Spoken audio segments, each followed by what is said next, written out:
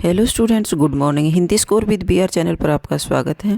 आज मैं आपके लिए लेकर आई हूँ आरओ भाग 1 का चैप्टर 9 भारत माता का सारांश। तो कल हमने पढ़े थे भारत माता के प्रश्नोत्तर, आज उसका सारांश कंप्लीट करते हैं। तो भारत माता पाठ के राइटर हैं जवाहरलाल नेहरू। तो चलिए इसका सारांश देखते हैं। भारत माता पाठ के लेखक पंडित जवाहरलाल नेहरू जी हैं। यह पाठ उनकी रचना हिंदुस्तान की कहानी का एक 5वां अध्याय है। तो ये प्रश्न पूछा जा सकता है कि भारत माता पंडित जवाहरलाल नेहरू के हिंदुस्तान की कहानी का कौन सा अध्याय है। तो ये 5वां अध्याय है। मूल रूप से हिंदुस्तान की कहानी अंग्रेजी में लिखी गई थी। हिंदुस्तान की कहानी किस भाषा में लिखी गई थी? अंग्रेजी भाषा में लिखी गई थी। इसका अंग्रेजी से हिंदी में अनुवाद हरिभाऊ उपाध्याय जी ने किया है। तो एक मोस्ट इम्पोर्टेंट क्वेश्चन बनता है कि हिंदुस्तान की कहानी जो अंग्रेजी भाषा में लिखी थी जवाहरलाल नेहरू ने, और उसका हिंदी अनुवाद किसने किया था? तो हरिभाऊ उपाध्याय जी ने किया था। नेक्स्ट है, पंडित जवाहरलाल नेहरू इस पाठ में बताते हैं कि अनेक हिस्सों में बंटवारा होने के बावजूद भी पूरा हिंदुस्तान एक है, और भारत माता की जय का मतलब है यहाँ के करोड़ों करोड़ों लोगों की जय। भारत माता की जय का क्या मतलब है कि भारत के करोड़ों लोगों की जय। मोस्ट इम्पोर्टेंट क्वेश्चन बनता है। नेहरू जी कहते हैं कि जब वो कार्यक्रमों के सिलसिले में देश के अलग अलग हिस्सों में जाते थे तो वो अक्सर अपने श्रोताओं से भारत या हिंदुस्तान के बारे में बातें करते थे। श्रोताओं, जो उनकी बातें सुनते थे। श्रोता, सुनने वाला। भारत संस्कृत का एक शब्द है। भारत कौन सी भाषा का शब्द है? संस्कृत भाषा का। दुष्यंत व शकुंतला के पुत्र भरत के नाम पर इस देश का नाम भारत पड़ा। तो भारत देश का नाम भरत के नाम पर पड़ा था, और वह किसका पुत्र था? दुष्यंत व शकुंतला के पुत्र भरत के नाम पर देश का नाम भारत पड़ा था। मोस्ट इम्पोर्टेंट क्वेश्चन बनता है। नेक्स्ट है, हालांकि वो शहर के लोगों से हिंदुस्तान के बारे में ज़्यादा चर्चा नहीं करते थे, क्योंकि उनका मानना था कि शहर के लोग ज़्यादा समझदार होते हैं। मगर वह जब भी वो गांव में कार्यक्रम के लिए जाते थे तो किसानों से इस बड़े देश के बारे में चर्चा अवश्य करते थे, जिसकी आज़ादी के लिए वो सब मिलकर कोशिश कर रहे थे। अपनी बातचीत के दौरान नेहरू जी उन्हें यह भी बताते थे कि भले ही देश का एक हिस्सा दूसरे हिस्से से जुदा अलग हो, फिर भी पूरा देश एक है। वो उन सभी समस्याओं के बारे में भी लोगों से बात करते थे जो उत्तर से लेकर के दक्षिण तक और पूर्व से लेकर के पश्चिम तक सभी किसानों के लिए एक जैसी थी। यानी पूरे देश के किसानों की समस्याएं एक सी थी। वो स्वराज या आज़ादी के महत्व व उनके फ़ायदे भी लोगों को समझाते थे। तो इनका मतलब था, जवाहरलाल नेहरू गांव के जो अनपढ़ लोग थे, किसान थे, उनको देश के बारे में जानकारी देते थे।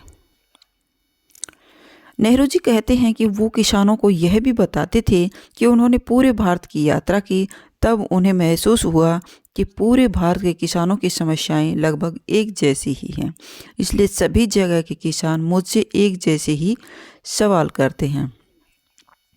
उस वक्त अधिकतर किसानों की समस्याएं थी कि वो गरीबी, कर्जदारी, पूंजीपतियों के शिकंजे में फंसे थे। किसान किस किस के शिकंजे में फंसे हुए थे? गरीब थे, कर्जदार थे, और जो पूंजीपति लोग थे जिनसे पैसा उधार लेते थे उनके शिकंजे में फंसे रहते थे।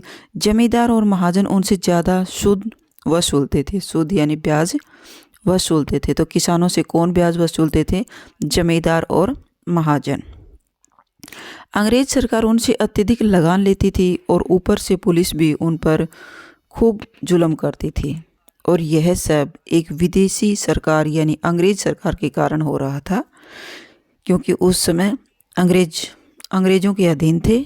इसलिए सारे भारतवासी इस विदेशी सरकार से जल्द छुटकारा पाना चाहते थे। नेहरू जी कहते हैं कि उनकी हमेशा यही कोशिश रहती थी कि सभी लोग न सिर्फ अपने बारे में बल्कि पूरे हिंदुस्तान के बारे में सोचें, और उससे भी ज़्यादा इस पूरी दुनिया के बारे में सोचें जिसके हम भी एक अंश हैं। इसलिए वो अपनी बातचीत में लोगों से चीन, स्पेन, अमीसिनिया, मध्य यूरोप, मिस्र, पश्चिमी एशिया में होने वाले परिवर्तनों का जिक्र भी करते थे। अन्य देशों के बारे में भी जानकारी देते थे। वो सोवियत यूनियन में हुए आश्चर्यजनक बदलाव व अमेरिका की उन्नति के बारे में भी लोगों से बात करते थे। हालांकि पहले उन्होंने सोचा कि किसानों को विदेशों के बारे में समझाना आसान नहीं होगा, लेकिन बाद में उन्हें लगा कि यह इतना मुश्किल भी नहीं है, क्योंकि विदेशी बातों में भी किसान रुचि लेते थे। इनके 3 प्रमुख कारण थे। पहला कारण यह था कि लोगों ने हमारे महाकाव्य और पुराणों की उन कथा कहानियों को सुना था जिनमें इन देशों की कल्पना की गई थी। तो उनके समझने का कारण क्या था कि जो महाकाव्य और पुराण हैं उनमें भी जो कहानियाँ उन्होंने सुनी हैं उसमें भी उन देशों का वर्णन किया गया है। दूसरा कारण, कुछ लोगों ने हमारे देश के चारों कोनों में स्थित बड़े बड़े तीर्थों की यात्राएं की हैं, यानी पूरे देश का भ्रमण किया था।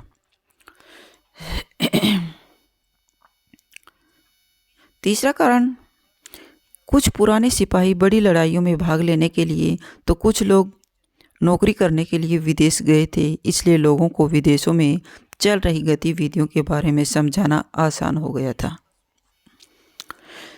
सन 1930 के बाद आई आर्थिक मंदी के कारण दुनिया के देशों में पड़ने वाले प्रभाव के बारे में जब लेखक जी लोगों को बताते तो उनकी समझ में आसानी से आ जाता था। नेहरू जी कहते हैं कि अक्सर कार्यक्रमों में उनका स्वागत भारत माता की जय के नारे से होता था। तो हर कार्यक्रम में नेहरू जी का स्वागत लोग कैसे करते थे?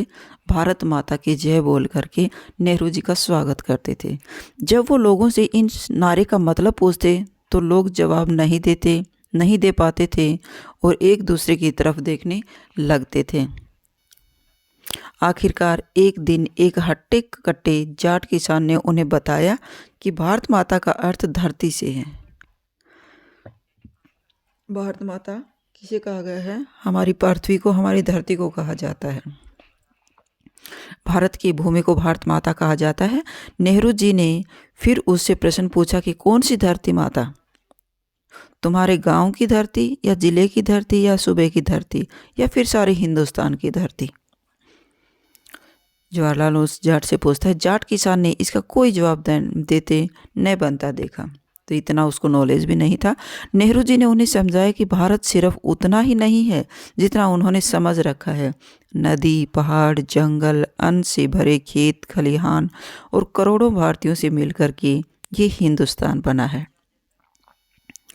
भारत माता दरअसल भारत में रहने वाले यही करोड़ों लोग हैं, जिसलिए भारत माता की जय का अर्थ है इन सब की जय, अर्थात करोड़ों करोड़ों भारतीयों की जय।